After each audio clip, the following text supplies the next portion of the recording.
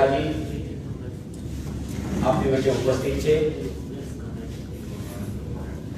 આ વિશેષ પત્રકાર પરિષદમાં ગુજરાત પ્રદેશ કોંગ્રેસ સમિતિના સન્માનીય પ્રમુખ શ્રી અમિતભાઈ ચાવડા, સોશિયલ મીડિયાના એઆઈસીસીના ચેરમેન શ્રી રોહનભાઈ ગુપ્તા, વિધાનસભા કોંગ્રેસ પક્ષના સન્માનીય નેતા શ્રી પરેશભાઈ ધાનાણી, ડોક્ટર કનુભાઈ કલસરિયા સાહેબ, સરલભાઈ, હેમંતભાઈ, હિરેનભાઈ, તમામનું મારે સ્વાગત છે। હું વિનંતી કરું છું સન્માનીય પવન ખેરાજીને, જો આપની સાથે વાર્તાલાપ કરે। સન્માનીય પવન ખેરાજી। नमस्कार साथियों, एक बहुत गंभीर और चिंताजनक विषय लेकर मैं आज हम सब आपके सामने आए हैं और हमारी पार्टी के तमाम नेता देश के अलग अलग शहरों में जाकर इस विषय को उठा रहे हैं। ये देश की नौजवान पीढ़ी से जुड़ा हुआ होता है। पिछली बार जब मैं आया था तब भी एक बात हम लोगों ने की थी, चर्चा आपस में आपने और हमने, पीढ़ियों को कोई बर्बाद करे उस सरकार को कभी कोई माफ नहीं कर सकता। आज जो उदाहरण हम आपके सामने लाए, न केवल गुजरात के नौजवान का भविष्य से जुड़ा हुआ है, देश के नौजवान का भी भविष्य से जुड़ा। अभी 13 सितंबर को मुंद्रा पोर्ट पर एक बहुत भारी 3000 किलो 30 टन का जो ड्रग्स पकड़े गए, मादक पदार्थ पकड़े गए, वो एक बार में कोई बरामद हुआ हो और उसके पहले कुछ नहीं हुआ हो, उसके बाद कुछ नहीं हुआ, ये गलत है। उससे पहले 9 जून को इसी साल 25 टन आ चुका है, वो पकड़ा नहीं गया। गुजरात में भी फैल गया मादक पदार्थ, वो पूरे देश में फैल गया। वो भी मुंद्रा पोर्ट पर आया था, वो भी अफगानिस्तान पाकिस्तान ने भेजा था और उसी कंपनी आरशी नाम की जो कंपनी दक्षिण भारत की कंपनी है, उसी के नाम पे उसका कागज बने हुए। तो ऐसा क्यों हो रहा है कि गुजरात गांधी का गुजरात, पटेल का गुजरात, पूरे देश में मादक पदार्थों की राजधानी बन रहा है। जीएसटी लेकर ड्रग्स, जिस चीज के थ्रू गोगो जिससे लेते हैं ड्रग्स, वो जीएसटी लेकर बिकता है। डिपार्टमेंटल स्टोर में जाइए, गोगो बोलिए, आपको दे देगा, उसमें चरस गांजा उसी के माध्यम से मिलेगा। ये गांधी का मुद्दा। आपने नौजवान पीढ़ी को नौकरी का वादा किया, आपने काला धन वापस लाएंगे वादा किया, और क्या दे रहे हो? सफेद पाउडर। अब समझ में आता है कि जब आप विदेश जाते हैं तो आपको अमेरिका में भी गांधी का पाठ सिखाया जाता है। ये कितनी शर्मनाक बात है कि हिंदुस्तान के प्रधानमंत्री को अमेरिका का राष्ट्रपति याद दिलाए कि गांधी ये व्यक्ति था। गुजरात, गांधी के गुजरात को तबाह करने की जिम्मेदारी किसकी है? आपने ड्रग्स आए, 10 बार आए, एक बार पकड़ लिया। वो विजयवाड़ा की कोई कंपनी थी, उनके पति पत्नी को गिरफ्तार कर दिया, क्या वहीं खत्म हो जाती है बात? इन सब ड्रग्स का सरगना कौन है? ये बार बार गुजरात के ही पोर्ट पर और अडानी समूह के मुंद्रा पोर्ट पर ही ड्रग्स क्यों आते हैं?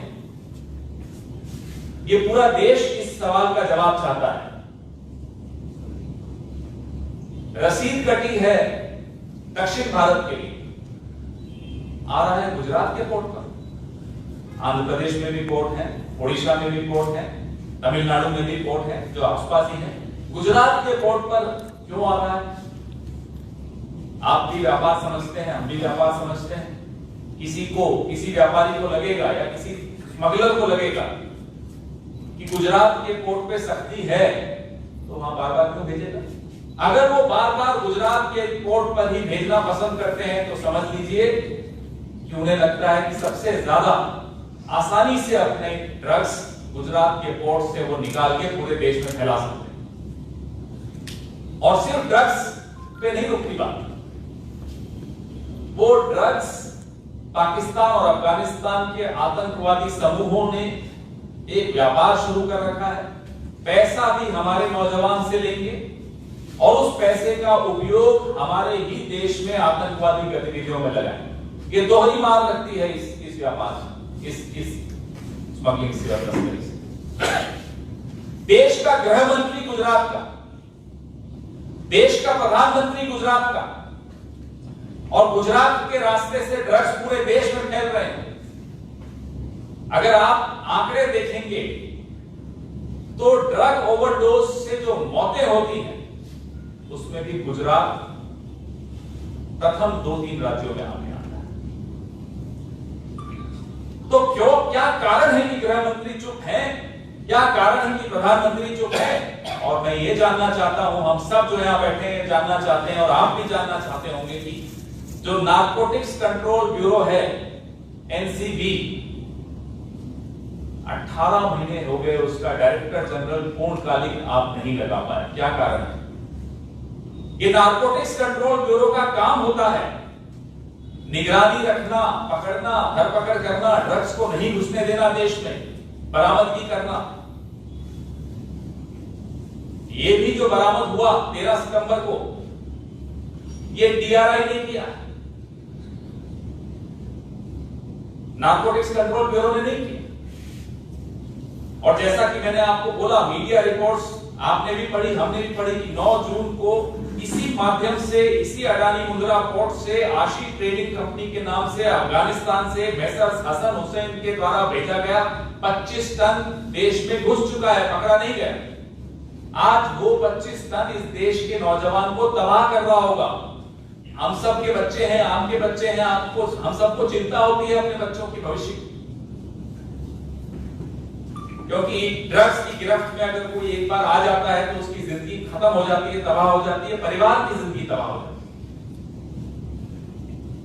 जिनको सिर्फ और सिर्फ चुनाव जीतने से मतलब हो, देश जाए भाड़ में, ऐसे लोगों से देश को आप आगाह करना चाहते हैं। हम इन लोगों से देश को बचाओ।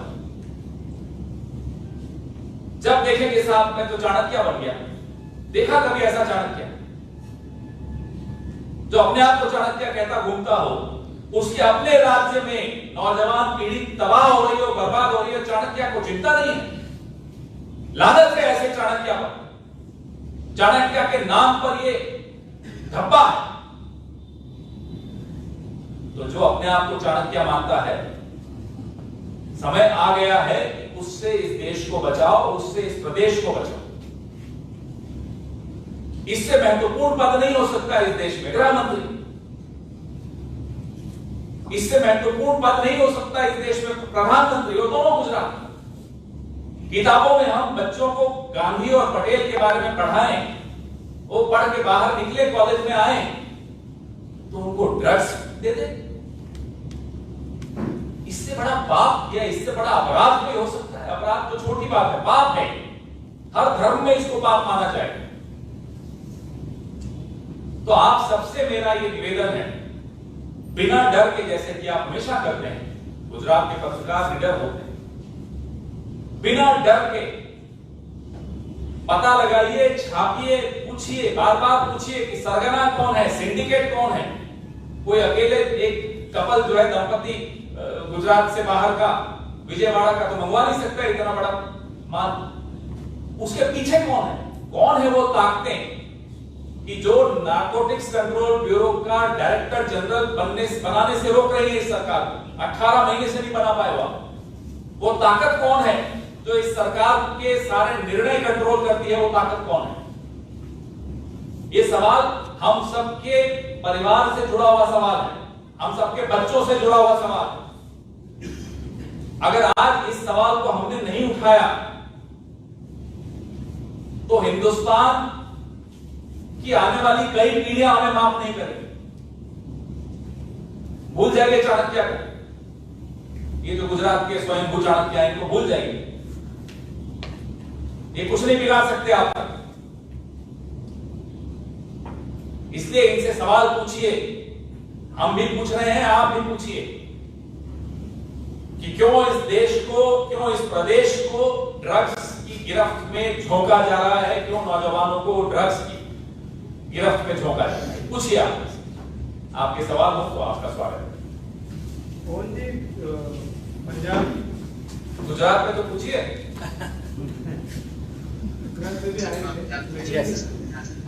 भारत का स्टेट बॉर्डर वाला स्टेट पाकिस्तान से जुड़ा हुआ, वहां पे जिस तरह का अभी अनबैलेंसिंग हुआ है, वो कितना भी इस तरह से ये एक आपने जो सवाल पूछा, मैं कल से देख रहा हूँ, टीवी पर भी चल रहा है कि बॉर्डर स्टेट में ये अस्थिरता क्यों? क्या उत्तराखंड बॉर्डर स्टेट नहीं है? 3 मुख्यमंत्री आप बदल देते हैं। अभी 12 बजे जो मुख्यमंत्री है उसको खुद नहीं मालूम कि 1 बजे वो रहेगा या नहीं रहेगा। ये उत्तराखंड भी तो बॉर्डर स्टेट है, और ये वो बॉर्डर स्टेट है जिसमें अभी कुछ दिनों पहले चीन के पीएलए के सैनिक घुसकर हमारे पुल तोड़कर एक संदेश लेकर वापस चले गए। कहां है आपके स्वयं चाणक्य? कहां है प्रधानमंत्री जी जो लाल आंखें दिखाने वाले थे? बॉर्डर स्टेट तभी याद आता है जब हम अपने यहां कुछ परिवर्तन ला रहे होते हैं। गुजरात बॉर्डर स्टेट नहीं है, नहीं बदला आपने मुख्यमंत्री का, नहीं बदला दिया आपने हमारे नितिन पटेल जी। अरुणाचल बॉर्डर स्टेट नहीं है, क्या हालत कर दी आपने वहां? तो जब कांग्रेस पार्टी लोकतांत्रिक तरीके से कुछ निर्णय ले तो बॉर्डर स्टेट याद आ जाता है।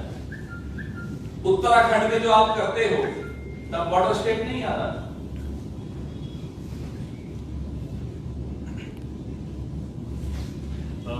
जी G23 फिर एक बार एक्टिव हुआ है, और कल कपिल सिब्बल ने कहा कि एक परमानेंट प्रेसिडेंट कांग्रेस को चाहिए। एक डिसीजन कौन लेता है वो मालूम नहीं। यहाँ तो चैनल में तो G24 है ना, 23 कौन सा चैनल?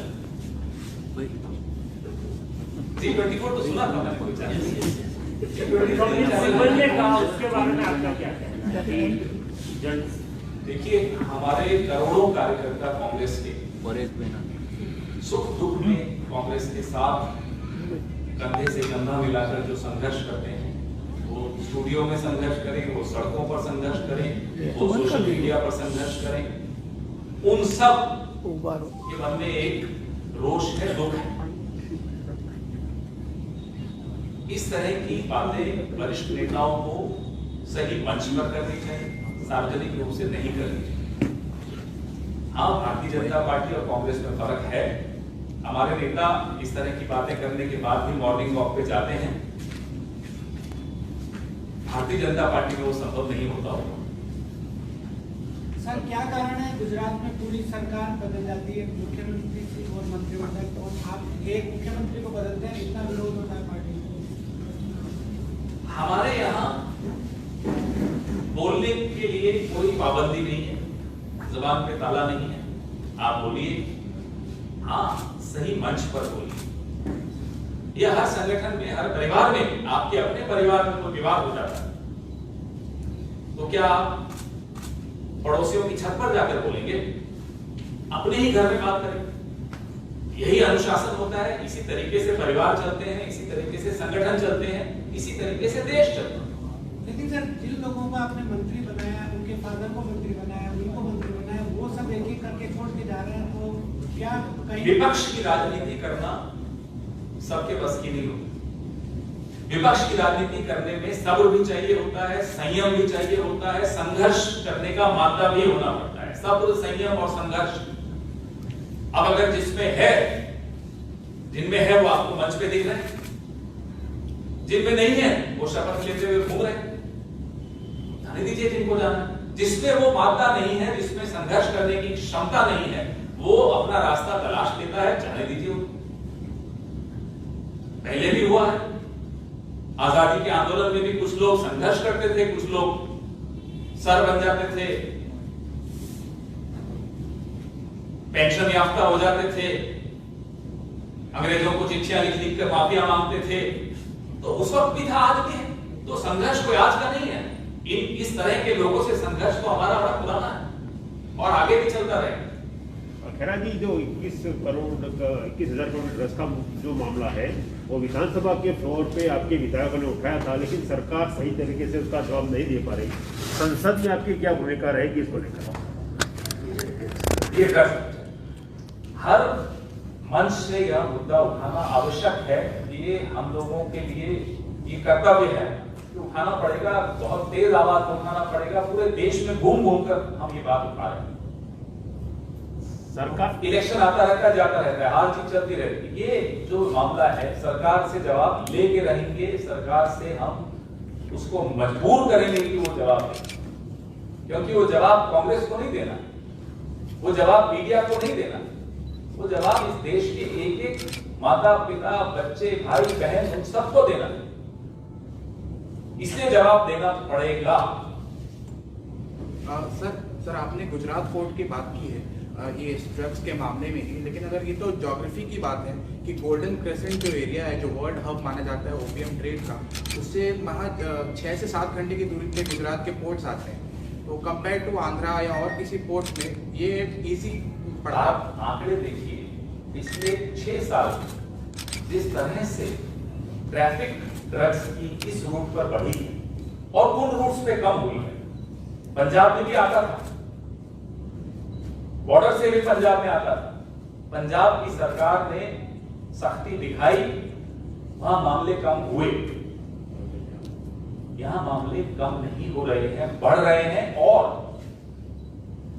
आपने ज्योग्राफिकल तो बताया, मुझे सरकार से पूछकर यह भी बता दीजिए, क्या मजबूरी है कि नार्कोटिक्स कंट्रोल ब्यूरो का डायरेक्टर जनरल आप नहीं लगाते? 18 महीने तक पूर्णकालिक नहीं लगा पाते? क्या कारण है? क्या मजबूरियां हैं? किसका दबाव है? या उसमें भी कोई थ्योरी ले आएंगे? अपने प्रिय अफसर को लगाया था, वो भी पूर्णकालिक नहीं था। कारण क्या है? और नार्कोटिक्स कंट्रोल ब्यूरो को आपने अपनी खुदरा राजनीति का एक जरिया बना दिया है। Retail politics of BJP is done through narcotics control bureau. Film industry में 2 ग्राम पकड़ा गया थी, पूरी नेशनल चैनल्स पे डिबेट, पूरी फिल्म इंडस्ट्री कटघरे में खड़ी हो गई। सब ड्रग एडिक्ट है। 25 टन आके निकल गया गुजरात के पोर्ट से और सरकार चुप। तो ये आपको नियत समझ में आ जाती है इस सरकार की। पवन जी, आपकी क्या मांग है? मतलब जो अदानी पोर्ट है वहां पे क्या होना चाहिए? किस तरह की निगरानी? जांच, पूरी तरह से जांच होनी चाहिए। पोर्ट हर बार आता रहता है ना, क्योंकि वहां पे स्कैनिंग भी अदानी करता है, सीएसएफ की स्कैनिंग भी अदानी करता है, जो मैं कह रहा हूं उनकी स्कैनिंग भी प्राइवेट कंपनी। एक एजेंसी द्वारा पूरे मामले की गहन जांच जब होगी तो आप सरगना तक पहुंचोगे, तब आप सिंडिकेट को तोड़ पाओगे। कोई भी हो, कोर्ट के अधिकारी हो, सरकारी एजेंसी जो वहां बैठती हैं वो हो, तमाम एजेंसीज की जांच के बाद निकलेगा यह कि इसका सिंडिकेट कौन है। मैडम आप कुछ पूछना चाहते हैं? कल भी कैप्टन अमरिंदर की मुलाकात हुई थी अमित शाह के साथ। मुलाकातें तो होती हैं राजनीति में। अब आप उनसे पूछिए कि किसानों के लिए की, किसके लिए की, वो बताएंगे। अब उनकी मुलाकात में तो ना मैं था ना आप थे, तो जिसने मुलाकात की और जिससे मुलाकात की उनसे जरूर पूछिएगा, और पूछें तो हमें भी बता दीजिएगा। सर लेकिन क्या ये बात वो नहीं हुई कि आप घर के झगड़े पड़ोसी के साथ डिस्कस कर रहे हैं? इसकी बात आप कर रहे थे, बात कर रहे थे। कौन कर रहा है? आप मतलब कैप्टन सर अमित शाह नहीं, वो सर हम तभी तो मैं आपके यहाँ बैठकर बोल रहा हूँ कि घर की बात घर में ही की जाए। जो कांग्रेस के लड़ने वाले लोग, जो राहुल गांधी के नेतृत्व में पिछले 7 साल से संघर्ष कर रहे हैं और मजबूती से लड़ रहे हैं, कब देखा आपने कि एक बहुत बड़ा चैनल 2 घंटे में माफी मांग ले? कल देखा? मैंने इतिहास में नहीं देखा। कुछ गलत शब्द उन्होंने इस्तेमाल किया राहुल गांधी के लिए, कांग्रेस के बहादुर सिपाहियों ने मजबूर कर दिया। अब आप सोचिए, एक तरफ तो हम इस तरह की लड़ाई लड़ रहे हैं, ड्रग माफिया से लड़ रहे हैं, पूरी सरकार की जो माइट जिसको कहते हैं अंग्रेजी में, उससे लड़ रहे हैं, अरबपति दोस्तों से लड़ रहे हो मोदी जी के, और दूसरी तरफ हमारे अपने कुछ लोग बाहर जाकर अगर बोलेंगे, और बात भी क्या बोल रहे हैं, फोन उठा के बोल सकते हैं ऐसी बात बोल रहे हैं, तो बुरा लगता है हमारे सिपाहियों को जो लड़ रहे हो कि न्याय यात्रा निकाल रहे, परेश भाई और ये सब पूरी कांग्रेस निकाल रही, आपने भी देखा संघर्ष कर रहे हैं। इन सबको क्या लगता होगा? क्योंकि उन्होंने सार्वजनिक पटल पे ये बात की, तो मैं भी सार्वजनिक पटल पे इन सब का दुख आपके सामने रखता हूं, क्योंकि आपने पूछा मुझसे। जी पवन जी, ये जो कोरोना के चलते लोगों की मौत हुई है, उसमें कांग्रेस बता रही है कि 4 लाख रुपए देने चाहिए, जो नियम है उसके हिसाब से, तो वो लोगों को मिले, उसके लिए पूरी ताकत क्यों नहीं लगाते? जब आपके नेता पे आई तो पूरी ताकत लगा दी, 2 घंटों में माफी मंगवा दी, तो सरकार को क्यों नहीं झुका रहे, क्यों पूरी ताकत नहीं लगा? पूरी ताकत लगाई जा रही है। आपने बीच कोरोना के अगर कोई पार्टी देखी हो पूरी ताकत से लोगों को राहत पहुंचाने का काम कर रही हो, तो एक ही पार्टी थी, कांग्रेस पार्टी। तब वो शाखा वाले लोग नहीं दिखे, शाखा ही लोग हैं। तब आपको सिर्फ और सिर्फ कांग्रेस, यूथ कांग्रेस, कांग्रेस के तमाम कार्यकर्ता आपको सड़क पर दिखे, खतरों से खेलते हुए। हमारे यहाँ अपने गुजरात में कितने कांग्रेस के नेता बेचारे काम करते हुए मारे गए।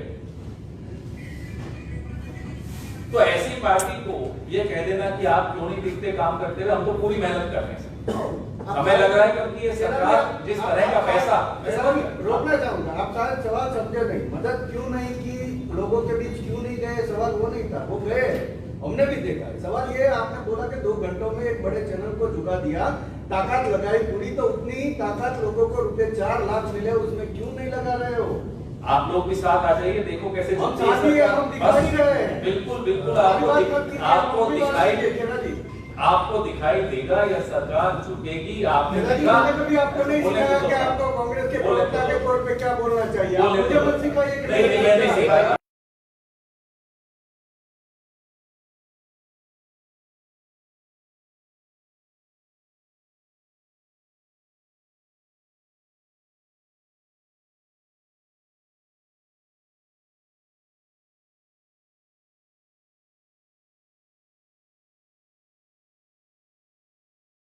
नमस्कार साथियों, पिछले सप्ताह गुजरात के मुंद्रा पोर्ट पर हिंदुस्तान के इतिहास की